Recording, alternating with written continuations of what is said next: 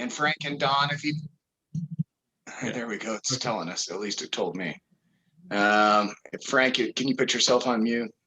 And Bill and Don, you'll have time to ask questions and take yourself off mute later. I think I might be able to do that for you, but thank you all. One last thing, Professor, I do think it's helpful for you to, I like your Okie thing and also some of your bona fides from education or experience. Don't minimize that. I think that's important to say who you are instead of just some guy. I'm the some guy. You're a professor. Cool. You're already recording, right, Tony? And you're ready to start the Zoom recording as well? I can't hear you, but I assume that's a thumbs up. They're both. All right. Yeah, thank you. Great. Good morning, Professor Tootle. I love these shows when you have no idea what questions I'm going to ask. You just have zero. I mean, like completely no idea what I'm going to ask. So hopefully I ask a couple good ones, at least in big, broad themes. But then we'll have questions in audience from whoever shows up, and hopefully their questions will even be better than mine, and we'll discuss that for an hour. Before we begin, I'm John Brackney. I'm headquartered in Colorado. We both met through the American Enterprise Institute. It is worth shouting out Arthur Brooks for his idea and the American Enterprise Institute. So that's how we met, and I'm really honored to be doing this with you. Who are you, Professor? Stephen Tootle, Professor of History at the College of Sequoias, and I also teach at the, I always forget my title. I'm honored visiting graduate faculty at Ashland University in their Master's in History and Government, where I teach in American history and American ideas. Great. And you have specific areas of expertise in your undergrad or master's or PhD? Yeah, my bachelor's, master's, and PhD are all in American political history, with my secondary field is American intellectual history and cultural, and then my third and fourth fields were in European intellectual history and Soviet history, and my cognate field is in American literature. Awesome. And then your real passion is weird music. I shouldn't say weird. Yeah, well, interesting music. I do also occasionally write for National Review. If you, I'll do a book review for them, once a year. And it's coming up in June, isn't it? What are you reviewing in June? Yeah, it should be in the next few weeks, popping up there. What is it though? Which book? Oh, I'm reviewing a book on Thaddeus Stevens, which is actually reading that book altered my, it's just had a few nuggets in there that will change how I discuss our topic for today even. Great. Well, hopefully it will come up then. So Professor, let me jump to the conclusion, but not the beginning. We'll go immediately to the beginning. The conclusion, the reason I wanted to interview you about immigration in the history of immigration in the United States is the current mess, and I do think it's a mess, maybe you disagree, but I just think it's a mess of immigration policy and lack thereof, and enforcement of existing policies in the United States. And particularly my subject matter passion is DACA. And so I just think we're doing things completely wrong, and both sides are arguing about it in the wrong way. And maybe the powers that be actually like it, that we don't want to do anything because we actually do like this mess because it somehow works for us, even though it doesn't make any logical sense. So I want to get there at the end, but do you want to take a bite at that right now, or do you want to go to the beginning?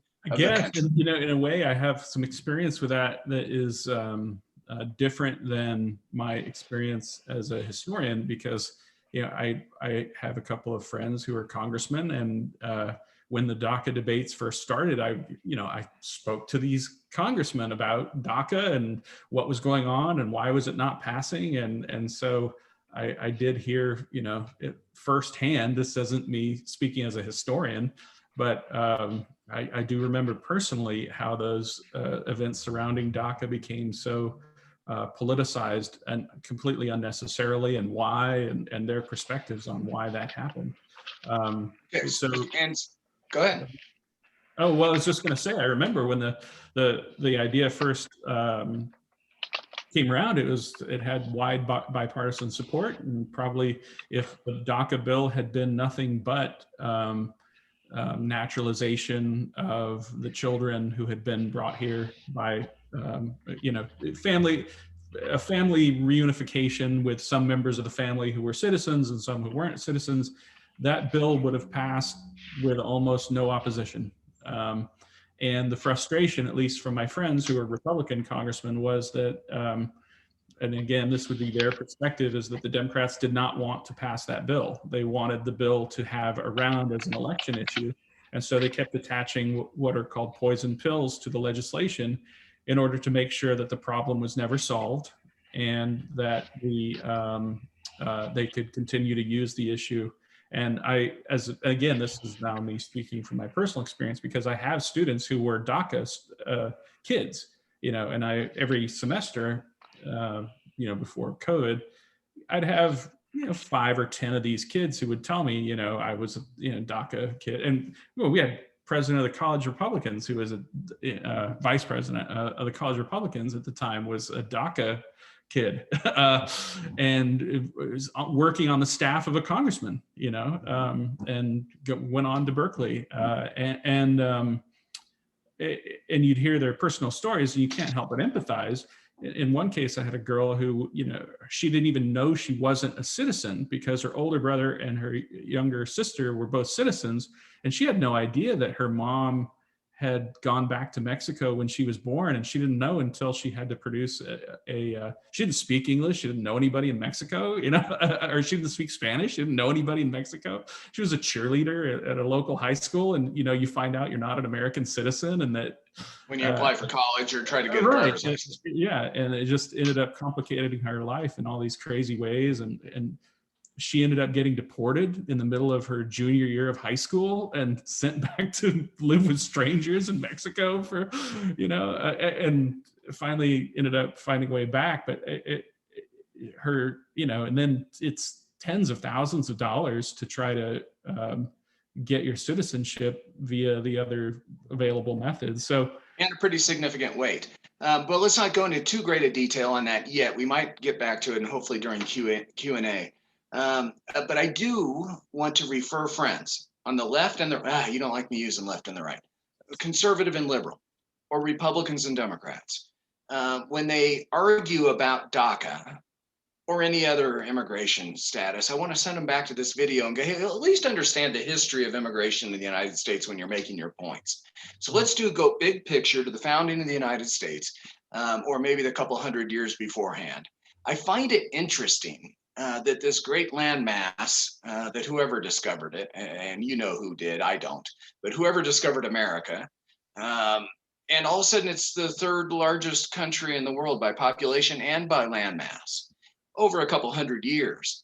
But there's lots of places around the world. We're not the only place. And so I have this premise that America has grown exponentially because it's an idea, both a positive and a negative, and not the way you review liberty, I don't think, in a layman's term. It's positive that there's hope, there's opportunity, you can private property rights, there's rule of law, you can make something of yourself, you can pull yourself up, you can be somebody in America. And I know that's a little bit idealized, but that's kind of what I believe. And all the old Westerns showed that. Go West, young man. On the negative side, there's just brutal people, most of them in charge, all around the world for the history of the world. And when your family's getting brutalized and killed, you'll kind of do anything to get the heck out of there and go someplace, and America's as good as anything. So both in a positive and a negative, that's why I think America is the place for immigration. It's not just the Statue of Liberty. Talk to me, big picture about immigration in the United States. I just gave you layman's perspectives. Where am I right? Where am I wrong? What do you want to talk about? I think you're largely right. I guess the thing I always try to remind people of when we start talking about immigration is that individuals will do what they think is best for themselves. And if you aren't talking about slaves, you can almost think about it the way people talk about sweatshops in the third world, right? Why will people work in a sweatshop? Well, if they aren't slaves, it's because it's better than the alternative. And people will come to the United States and go to extraordinary lengths to come to the United States because to them as individuals, that's an exchange that they're willing to make. That's a choice that they're willing to make. because they believe that they'll have a better shot at life in the United States than they have wherever they currently are. And that's I mean, if you think about what is immigration, it's somebody deciding as an individual, I want to go to this other place. And and there will be many times in our very complicated discussion where we'll have to often reset ourselves in order to just remember we're talking about a bunch of individuals who want to go to another place. And so you're saying I view contemporary politics. I tell people all the time, more people vote with their feet than they'll ever do at the ballot box. They vote with their feet all the time, all day long, every week, every month, every year. They'll move their family. They'll do all sorts of stuff in order to feel safe or to create a new job or et cetera, et cetera. So you're saying that's the history of the human race. People vote with their feet. They just move if they're— You vote with your feet, you vote with your dollars. All social science does is it measures what human beings do. You know, I always find it strange when people say that there's a system at work or something, but really the systems are not at work. There is no system. There's just the crooked timber of humanity out of which nothing straight has ever been wrought. The impression that we have that there is a— Who's that? Wait, hold on. Whose quote is that, Professor? Oh gosh, I know Kant made it famous, but Isaiah Berlin quoted it, but it might even be biblical in its origin. I don't Awesome. remember. Glad I asked. I know I've heard it from Kant and Isaiah Berlin, but keep going. Forgive me for interrupting. It was just a really interesting quote. I mean, we just, a lot of our arguments end up being about these systems that don't really exist. They're just imperfect labels that people put on these behaviors later on. When you really measure it, you find that there's a bunch of individuals who are just trying to make their way in life, and okay, they have a better chance somewhere else. So let's put a little bit of history into America. I learned that it was Columbus that discovered us, and then maybe there's the Vikings, and then there's Vasco da Gama, and then there's somebody actually more important than all three of those, I think. I'm not sure about the history of America, but a bunch of pilgrims, I don't know, a bunch of people decided to start coming over to the U.S., usually by some king or queen sanctioned ship. Tell us a little bit, before the founding of 1790 and 1776, there was 2.5 million people in America. I think those were settlers, founders of the country, 2.5. I don't think that included Indian tribes or indigenous populations, but maybe you know. Talk to us a little bit pre-founding of America about immigration. So I guess the important thing to think about for me is there's something that sets apart the 13 colonies that eventually become the United States of America. And therefore, we have to look at what they kind of have in common ideologically. Because after all, the British have 30, 40, 50, depending on how you count, colonies, and not all of them become the United States, only these 13 do. And they have this language of liberty. And one of the things that separates the 13 colonies that become the United States from the rest of the British colonies is the beginnings of the idea that ideas can hold a people together, that the new tribe will be a bunch of people who share the same ideals rather than nationality. There had previously never been any concept of, outside of religion, that is, of belonging to a group of people who weren't your family. So you have a tribe and then you have a nation, but these are essentially security arrangements of groups of extended families.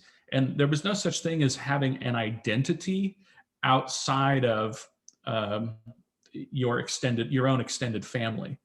So this matters in terms of immigration because when Thomas Paine comes along and writes Common Sense, he says, it's just common sense that this group of people would think of themselves as being a different group of people. And he says, who are we? How do we identify ourselves? And he's like, this is where Europeans came to have freedom. And so nowadays we would look back on that and say, well, that's a limitation, because he's not talking about Asians and he's not talking about Africans, and but he's saying, what it is that makes this area significant is we're a group of, and at that time he was just describing the reality of the situation, that this is a place where a bunch of Europeans came who wanted to govern themselves. And in a way, that's the basis of the first, what becomes immigration law in the new United States. Because the first immigration laws that pass, they don't specifically exclude Asians or Africans, but they did later, right? So we'll probably get to that. They did later. But the reasons they excluded Africans was so that it didn't encourage slavery, which is an important context to understand those immigration laws. Is that when writing immigration laws, you would often have this interesting confluence of interest groups, where if you were anti-slavery, you did not want to allow Africans to immigrate to the United States because you were busy trying to eliminate slavery in the United States.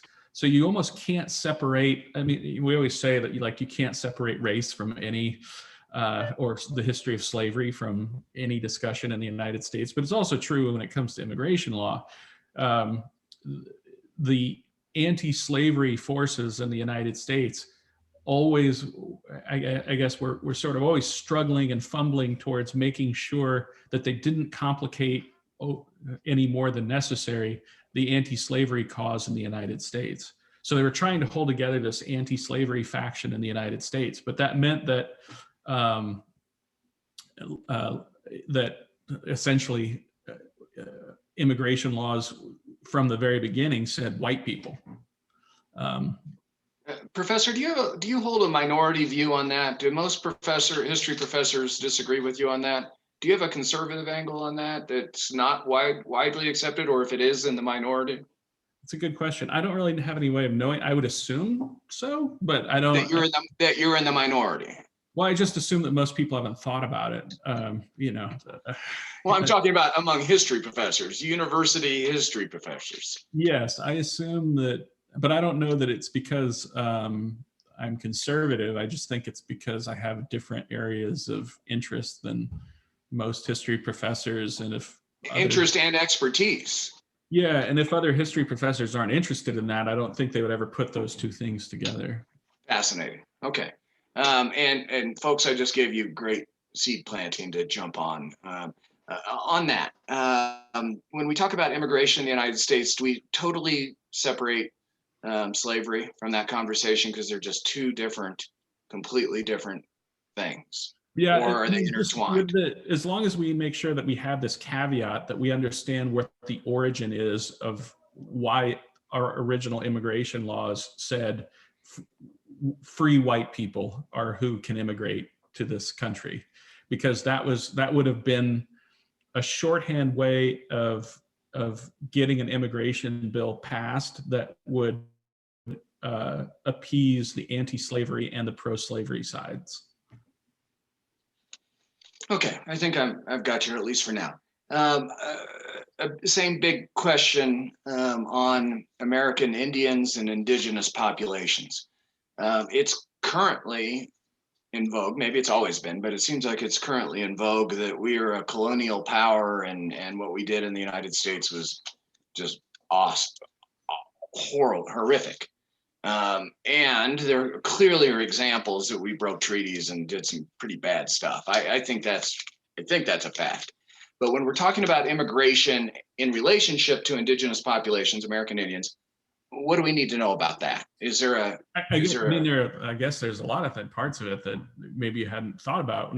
One, I would say that a lot of the treaty breaking was not being done by the government of the United States. It was being done by the people of the United States, who would break the treaty, and then the government of the United States would have to then come in and try to mediate between people who were American settlers and the native populations that had some claim on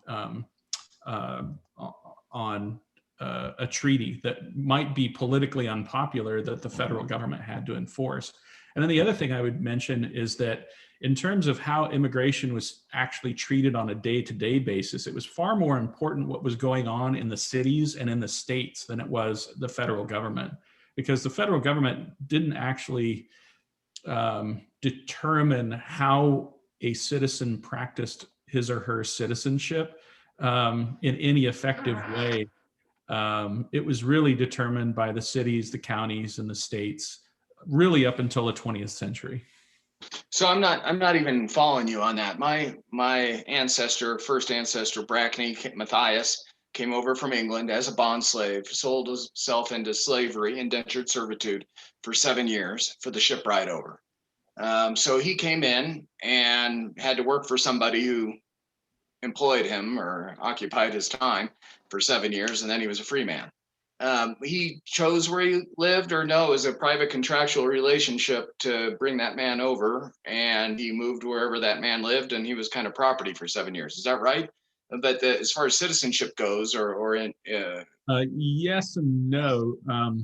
Again, the individual colonial law and then the British law would have governed that contractual relationship, but that man would have still had rights as an Englishman.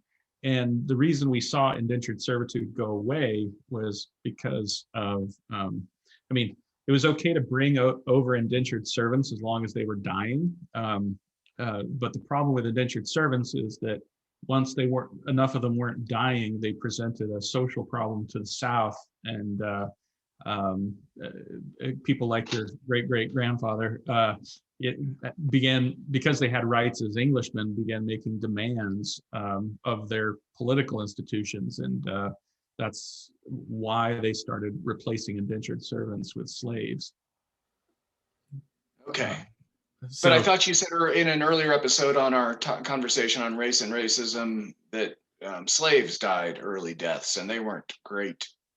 Well, the Middle Passage was deadly, but it wasn't as deadly as the working conditions in Virginia in the first 30 years of settlement.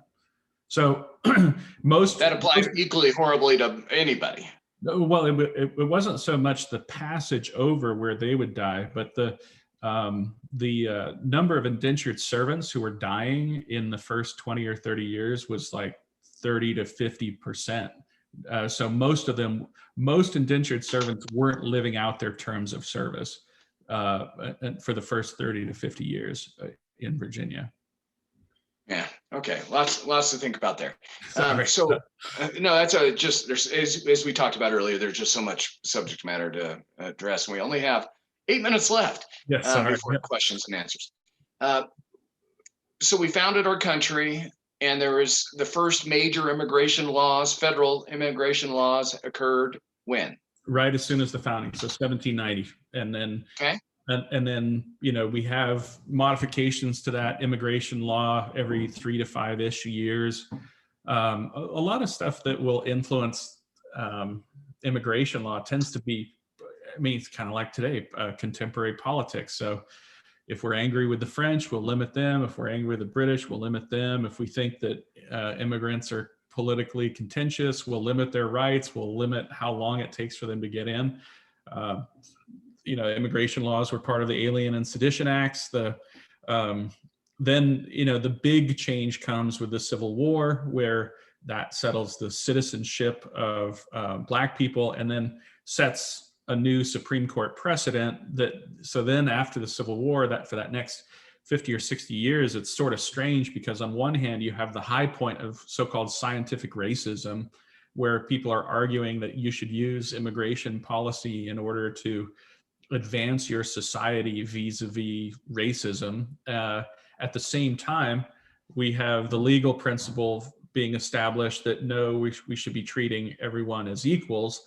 And then we have a more contact with Asia, which means that a lot of immigration laws towards the 19th century tends to focus on Chinese and Japanese immigrants. But there's almost a corollary with the Chinese stuff that there is with the slavery stuff, because the first of the what are the first of what eventually become discriminatory laws against Asians were actually kind of a coalition of people who didn't like Asians, but also people who were anti-slavery and were equating Chinese workers with slaves, and Chinese men with slaves, and Chinese women as essentially being sex slaves and sex trafficking. And so the first limitations were really based around the idea that we don't want to replace slavery that we just got rid of with Asian slavery and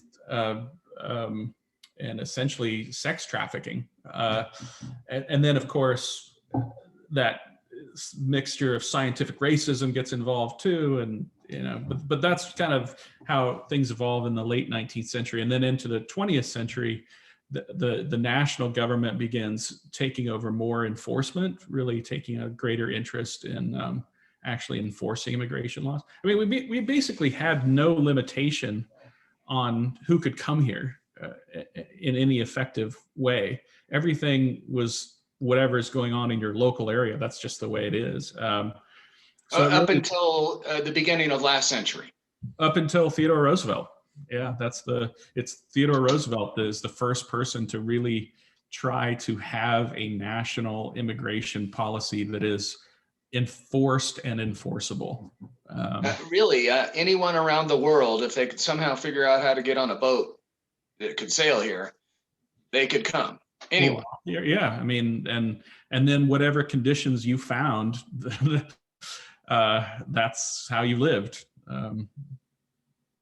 Okay. A great expansion and territory buys of the United States.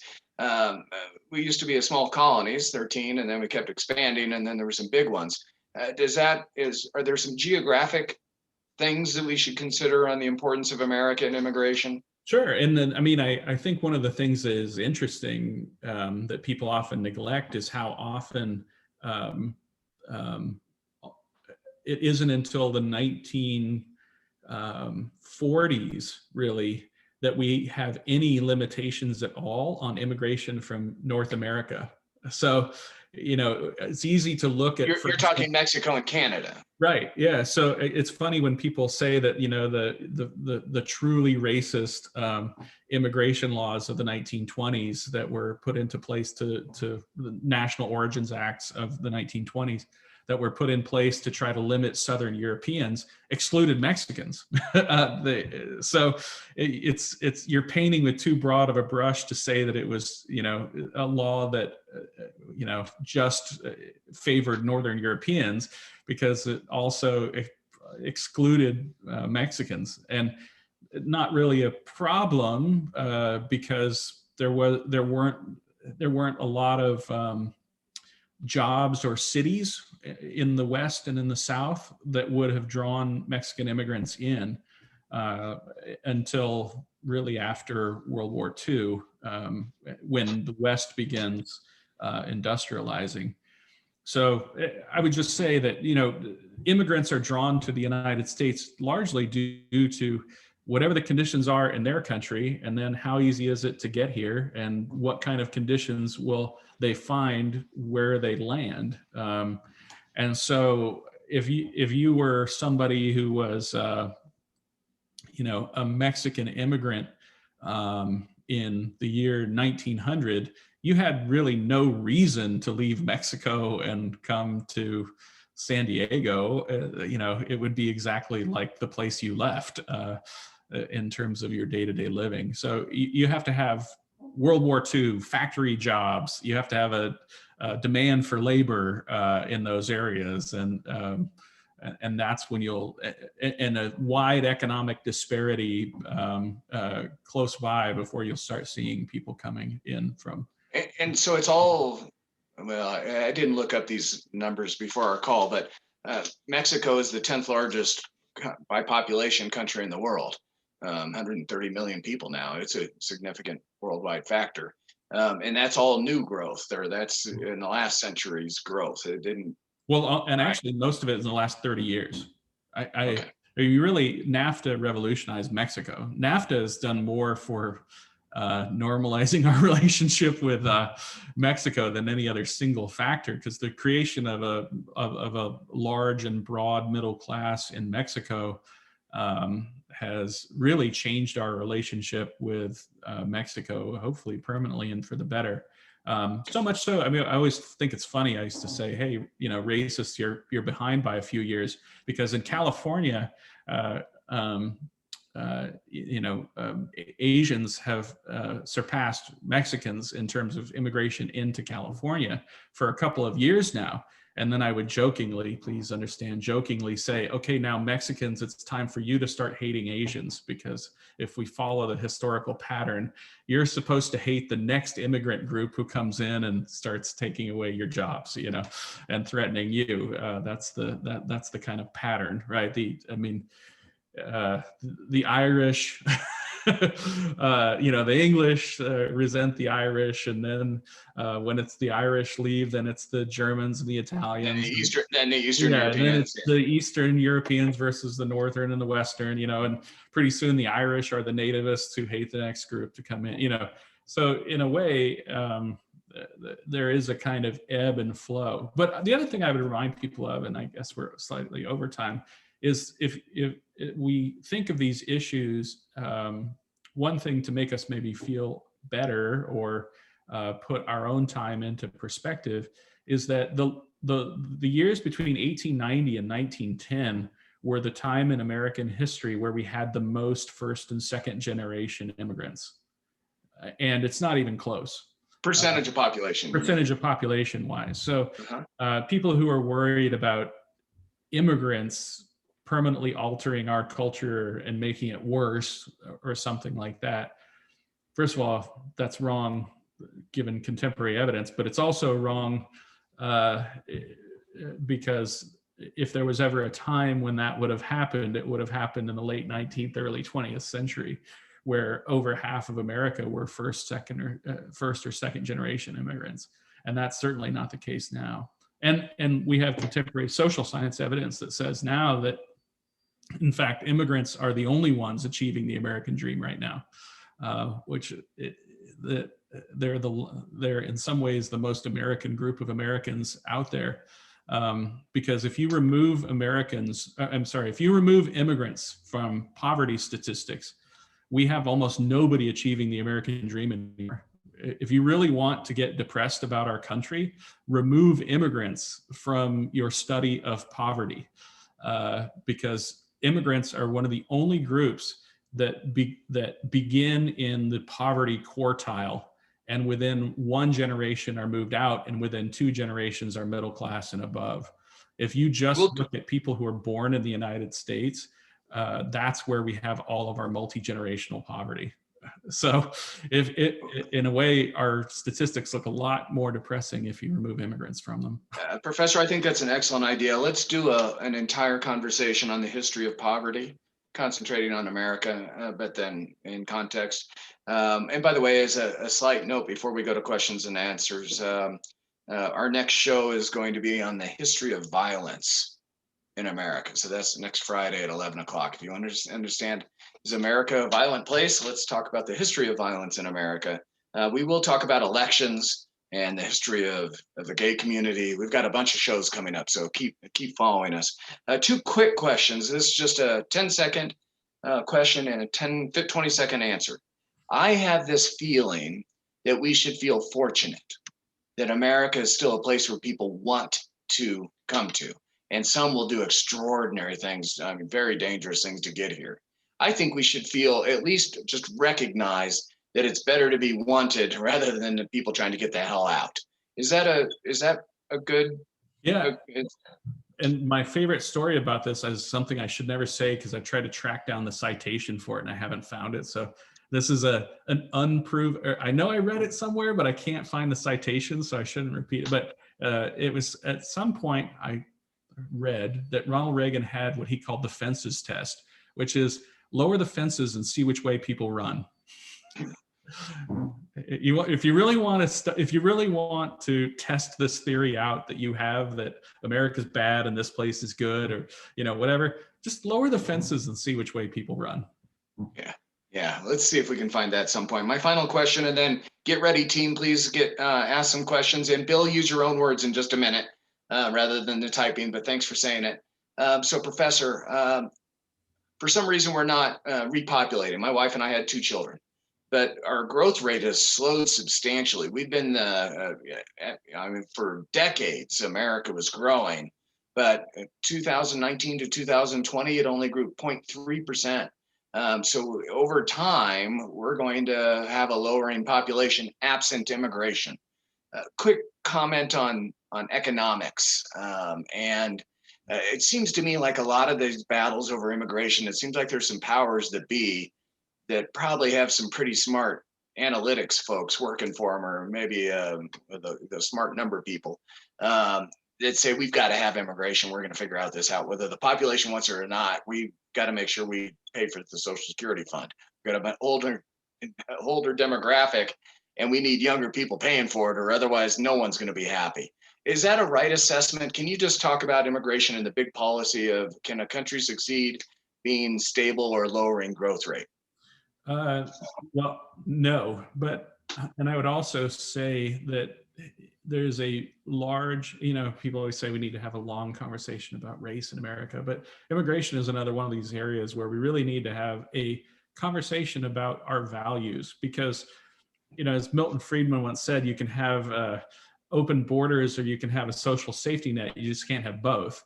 And it feels like, as a civilization, we have decided that we want to have, a healthy and robust social safety net, and we want to try to protect wages and have a high minimum wage. And and certainly this seems to be what Congress is indicating. We want to write checks to everybody in order to protect their ability to buy things. But you can't do that if you have the more open your borders are. And I worry over the long term, because I do think of immigrants as being the people who rekindle the spirit of America with each generation, that set aside all of the economic arguments. I worry about the cultural implications of our civilization if we stop letting in large numbers of immigrants.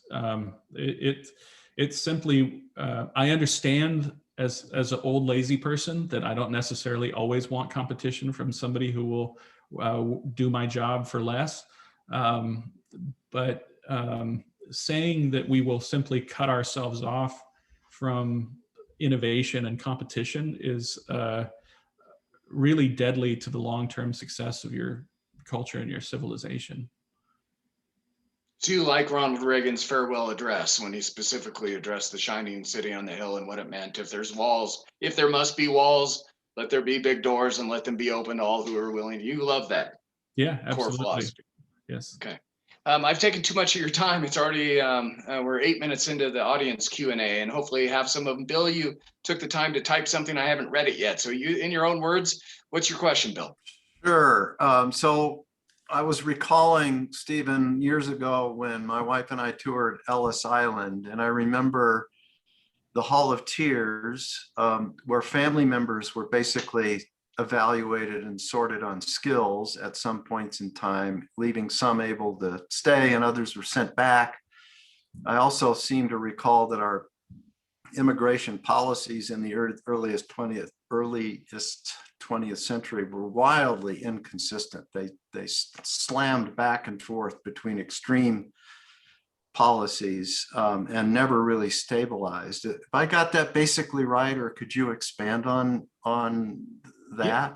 I mean, I think if this is going to sound callous, but if you just think about the experiences that you would have if you visited 100 DMVs in the United States, I mean, that would be give you a modern day equivalent. I mean, if you go to the DMV in California, you basically can't do anything. If you go to my DMV, you're going to be in line for 8 hours, and at the end of the day, you will accomplish nothing. But if you go to the DMV in a rich small town, you can go fast. And when I went to the DMV in Athens, Ohio, it took me 5 minutes to get in and out of there. And the DMV in Colorado took 4 hours. So we should always expect that this will be capricious and unfair and messy in its enforcement, because every policy is eventually administered by human beings.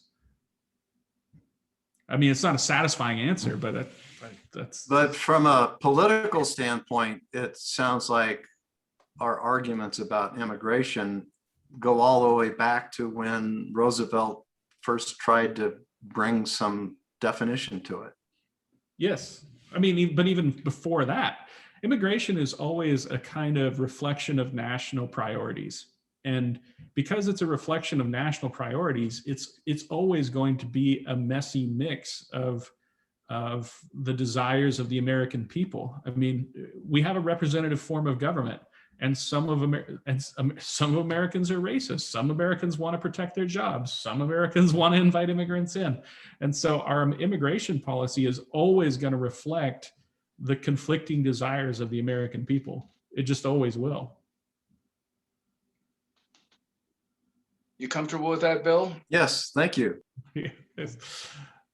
All right. Frank, are you up? So, yeah, it's going to reflect the conflicting desires of the American will, but there seems to be a fairly consistent belief, I'll say from industry, that the labor is needed.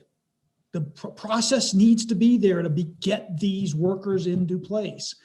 And the sense of fairness in America would suggest that if you come in and work on the tomato picking line for 3 years in a row, by golly, you ought to have a path to citizenship for that contribution to the United States economic system. I believe that. I think that should be part of it.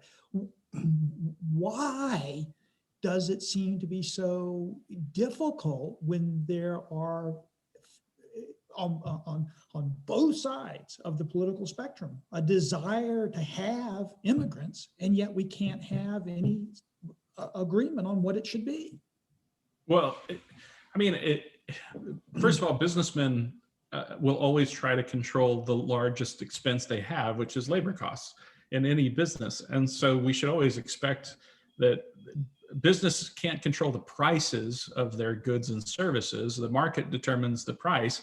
All they can manipulate is their costs. So if you can reduce your labor costs, you will always try to do so. I remember being at a fundraiser where I saw this in action. I should have known that we were, bound for civil war. This is probably 10 years ago, but I was at a big Republican mucky muck fundraiser, and the invited guest, I wish I could remember who it was, said something that was this was pre-Trump, but it would have been like, close the border, we need to get a handle on the border type stuff. And half the room applauded, because this was a room of big fundraisers, and half the room were all farmers, and they were on one side of the room and they weren't clapping. And the other side of the room, they were all the sort of like, again, this is pre-Trump, but that sort of populist anti-immigrant wing, and they were all clapping. And I remember, like, I'm going to take a note of this, because we are split down the middle of the room. All the farmers, they want the cheap labor. And at the time, I took a fairly controversial position, which I would still take, is that I don't really like guest worker programs. People tend to think of guest worker programs as being the moderate position, but I don't. I think that we should have people who want to be here and want to be citizens should be citizens and should have all of the rights of American citizens. And I don't like the idea that we have this kind of half or tweener group of people who we invite in and treat as some of the rights of Americans, but not others. No, I think it muddies the water too much for my liking. I would prefer that we have more immigration and more open borders, But no, I don't agree with having guest workers. If you want to come here and if you want to live here and you want to participate in the economy of the United States, then by all means come here and let's make it cheaper. Let's make it easier. Let's invite more of you. But at the same time, like, no, the rights and responsibilities. You should have all of the rights of an American, and you should have all the responsibilities of an American. And that's No, probably Professor, yeah, go ahead. I've never occurred to me that, you go to a hotel and they have the name tag of all the countries they're from, Argentina and Slovenia, et cetera. And it seems kind of neat that in the hospitality industry, you get to experience of foreign students from all over the world, giving you service. And then in obviously construction trades and agriculture, anywhere in the farming, construction, agriculture, service industries. I've always kind of liked the idea that they could come for a year or two, not have any expectation of becoming a citizen or the roles and responsibilities. It's just a contractual relationship. Then they go home. Well, I'm not You're saying, well, it's not a problem if somebody is a student. If you're doing that as part of a learning program or something like that. I'm not talking about student visas, or, but in exchange programs, that's all fine with me. But in terms of the national economy of the United States, like if if there's some version of work that Americans are unwilling to do, then I would prefer that market forces alter how that is structured, not social policy and social engineering. I just think that, and we've already seen it with immigration restrictions. One of the things, air pollution is worse in the valley because now there are certain crops that you can mechanically harvest. So now they're all mechanically harvested by shaking the trees, which means that we have more dust in the air. But why do we have that? Because now agriculture is moving to products that you can mechanically harvest. Why? Because it became too expensive to import the labor in. In other words, industry will find a way, but as long as policy also works as a subsidy. In a way, like if you have a if you want to talk about crony capitalism, right? Here's crony capitalism. When you have national policy making your labor cheaper than it should be, that is the government interfering in the market forces of the United States in order to favor one industry over another. And to me, that is market manipulation by political forces. Like, that's crony capitalism. I was always thought it was a cultural demand that we wanted cheap restaurants and more inexpensive hotels and cheaper food. And I always thought it was a citizen's demand, not a corporate cronyism demand. But then why have the high minimum wage? Like at the same time, we have absolutely, there's no coherence at all to this because again, if we want this stuff to be cheap, again, it's conflicting forces of American politics. We're going to have a high minimum wage for citizens, but we want this other stuff to be cheap. To me, this is just an exercise in people hiding the real costs of what they want to do, and I would just prefer that the market sort this stuff out. And back to and then we'll go to the next question. The reason you really are hesitant to have temporary people here from other countries that are going to go back home is they haven't bought into the vision, the values of the idea of what it means to be an American. And by having these squishy people, it's dangerous. Well, not just that, but having people with, I just don't like the idea of having people here who don't have all of the rights as Americans.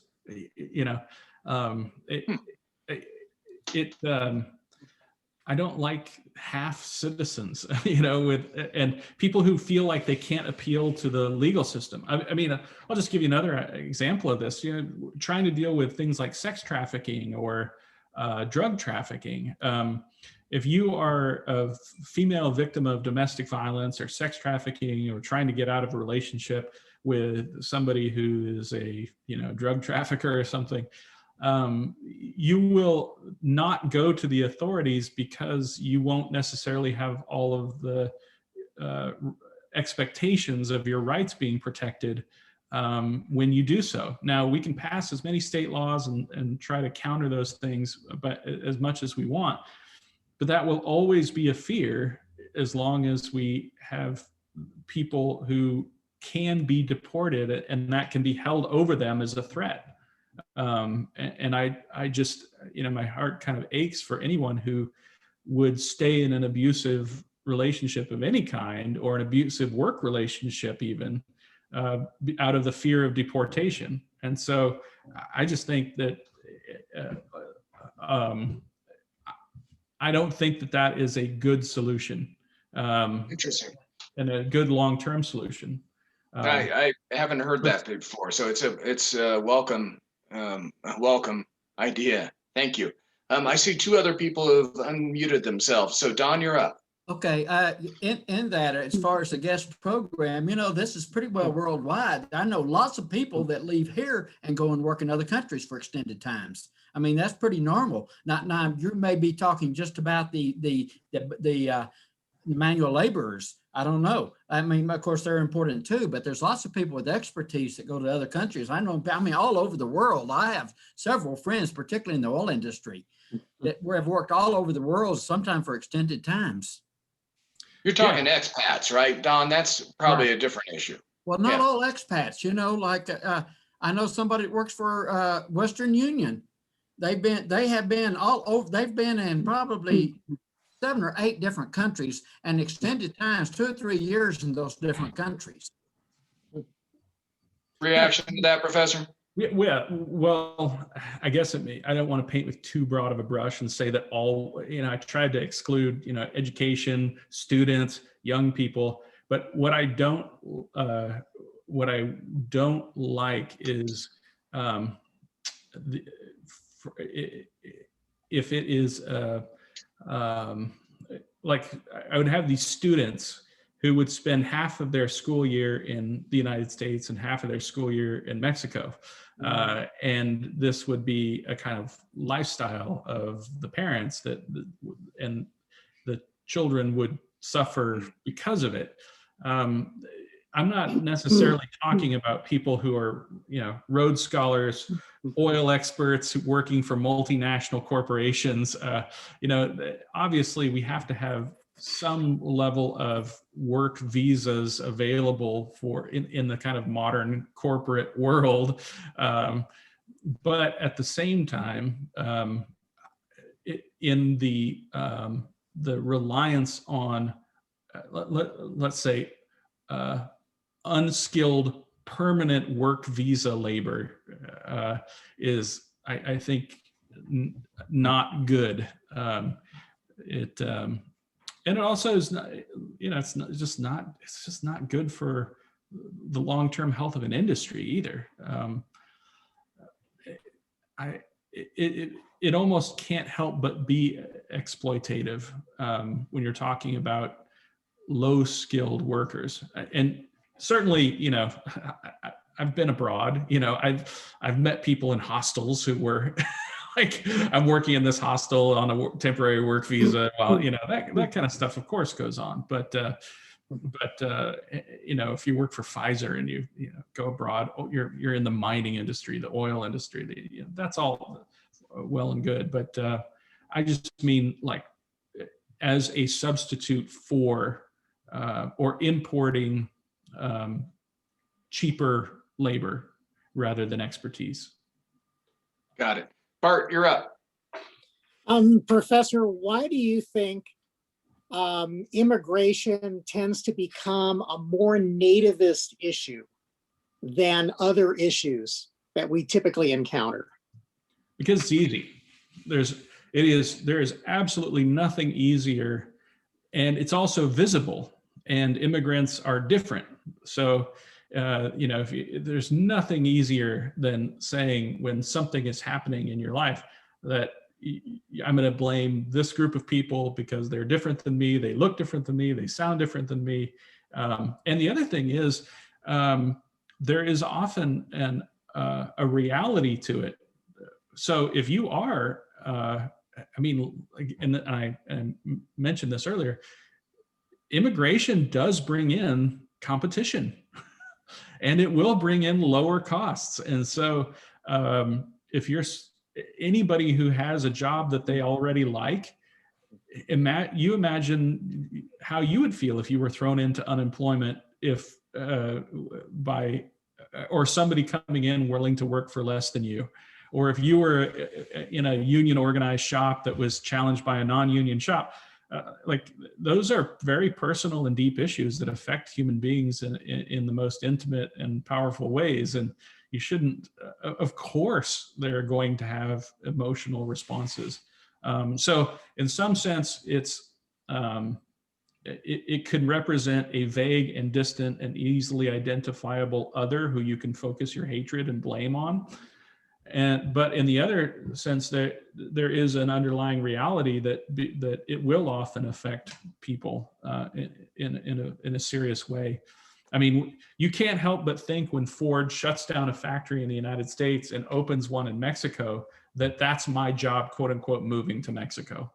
You know, we can explain that it's not from here till kingdom come, but it will never not feel like that to the person who lost their job in the United States. Yeah, asked and answered. Thanks, Bart and Professor. Tony or Ben, do you have, either of you have a question before we go to Professor's summary? Are you good? Ben? Yeah, not really a question, more of a couple comments. The whole process of immigration seems to be more polarizing than Republican versus Democrat. I'm not sure I completely understand why. Any comments, Professor? Well, it's sort of what I said to Bart. I mean, you think about things, I always think of it like this. Let's say you aren't someone who had your personal life affected by immigration. Why does it bother people so much what we spend on foreign aid? You know, the amount of money we spend on foreign aid is a rounding error to the amount of waste, fraud, and abuse in Social Security. And yet you will have people who are like, and why are we sending this money to Egypt? And who is the biggest recipient of American foreign aid? And you'll say, and what is it about this? It's just, it's tribal. It's us versus thinking of yourself as being a member of a tribe and something that isn't helping your people. And, you know, it becomes a cudgel. It becomes symbolic, far beyond the reality of immigration. I mean, we can look at every economic study done in the past, you know, credible economic study done in the last 70 years, and say how much the free market benefits the world. But if you happen to be someone whose personal economic situation has gotten worse, you're going to try to find an answer, you know, and you're going to grasp at whatever seems to be the easiest answer. Professor, last major immigration reform bill was in, you remember the year and what the president was? Depends on what you mean by major. I guess the last one that really altered the fundamental basis of our immigration policy was under the Bush administration. So I want to say it was about 94-ish. That was changing the quota system or something? Yeah, so maybe it would have been it wouldn't have been 94. It would have been like 1990. And that was really the current system we have now, which is based on family reunification. And so that's the basis that our current system, we've had some other minor changes since then, but we haven't had a major overhaul of the immigration system. Really, last time we've had amnesty was 86. Was that under Reagan? Yeah. And you think we're going to go there again, and whether we call it amnesty or some kind of pathway to citizenship or permanent legal status, you think we're going to finally solve this? You've given us the history that, hey, John, this isn't a real surprise. We've been dealing with this for 100 years, 150 years. This is what we do in America, argue about who should be in and who should be out. Shocking. Are we going to be able to solve this again? Is it going to be forced to, or is it just nice to have each side, per Ben's hammer Well, the other side on it. Nothing is ever solved because our system is designed to never solve a problem. But we do have a long history in the case of specifically like DACA, for instance. You have a situation where about 90% of Americans all agree with the basic premise of DACA, and as a representative government, that will eventually break through. It will eventually happen. It's unfortunate now that so many of these kids have had their lives affected because of what is just bad policy. I don't know if you think about what it would take to accomplish anything real and fundamental on any of the big issues, you'd really have to have a succession of 2 or 3 good presidents in a row, and we haven't had that in a while. Because it takes real statesmanship from real leaders doing a long, difficult work in terms of education and moving the ball along in order to accomplish anything in terms of a fundamental restructuring. So I would say we've kind of had a couple of bad presidents in a row, it means that it means that no one is doing the tough work of statesmanship that it would take. So if we do see anything, if we're willing to consider Biden a kind of predictable mediocrity, let's say, who doesn't at least make things worse, we could get some fundamental, thoughtful immigration reform, maybe in 20 years. Fascinating. I think we'll bring that up in other topics and other ways, but we are over time. So a very tough kind of conversation for this week, and next week's it could even be tougher. History of violence. Oh my God, who wants to tune in for that? Or maybe we all do. Let's all arm up for next week and show up on Zoom with our weapons.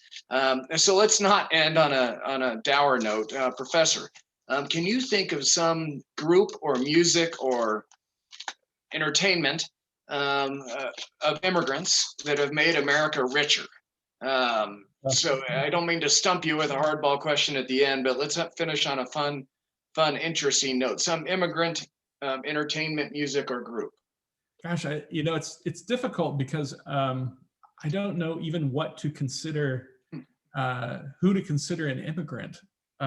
Because I feel like once they're here and they're Americans, then they're just people who are bringing their ethnic flavor to the United States, and it just becomes America.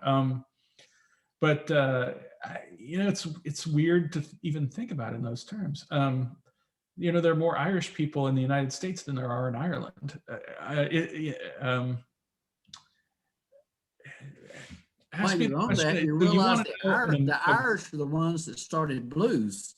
Well, they brought the blues to the southern area of the United States. If you imagine the song structure, I'll give you an example of how this stuff can kind of come together. There was an artist who sometimes goes under the name Bonnie Prince Billy, but his real name is Will Oldham, and he was early in his career thought of as being an Americana artist or a folk artist of American folk. But what he was really doing was taking traditional Irish and Scottish songs and changing the words to them, but keeping some of their original melodies. And if you want a good example of this, there's a song called the Ohio Riverboat song, and it's set to the music of a traditional Scottish song. And you listen to it now and you just think, well, this is just a country or folk song. But really or if you think about, there was a big African population in Columbus, Ohio, and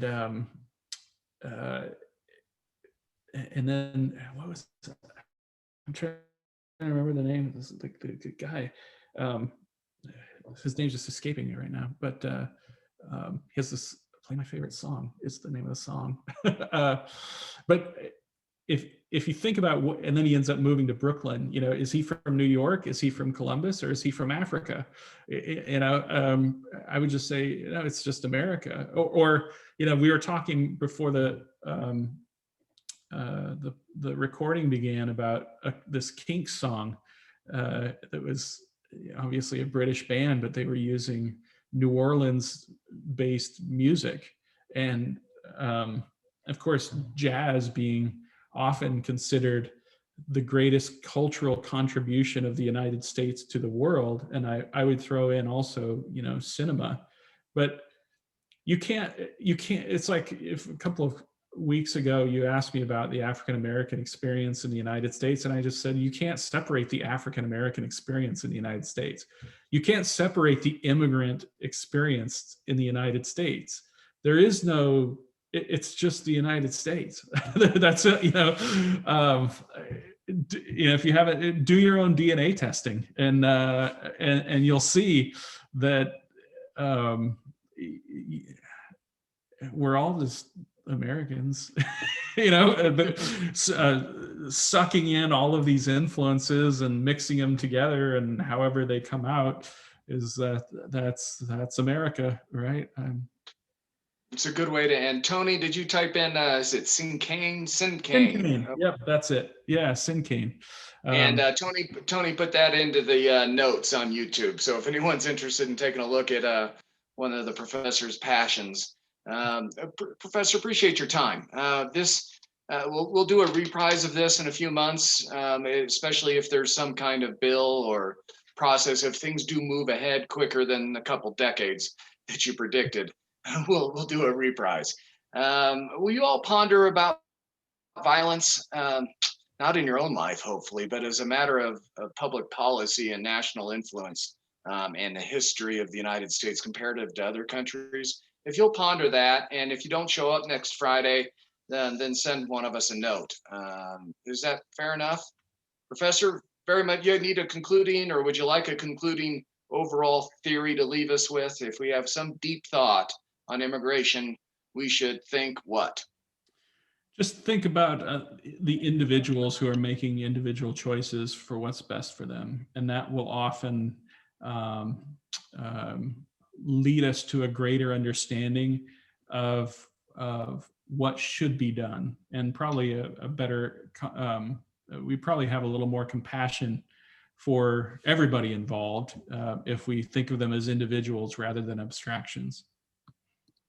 Series of numbers. Excellent. Sure, appreciate your time. Thanks, Tony. We can declare victory.